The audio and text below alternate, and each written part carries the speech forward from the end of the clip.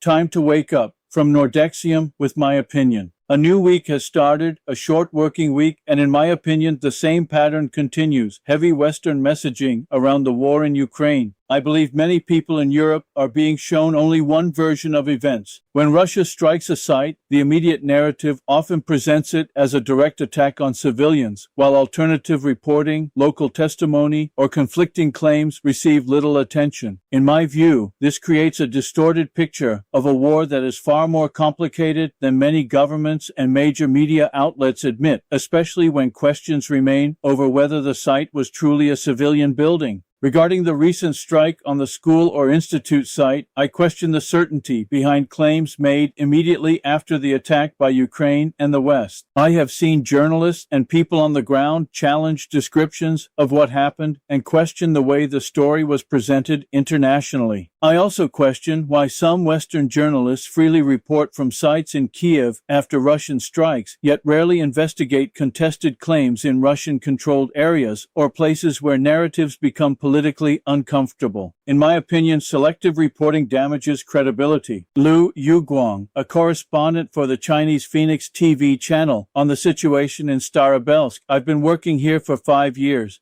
Mariupol, Volnovakha, Kursk, Donetsk, Lugansk, Isarchu, and Chanchi, Bismachis, Inchi. I didn't see any hint of a military facility here. It's absolutely impossible to place military equipment inside the institute. That would violate our military laws. I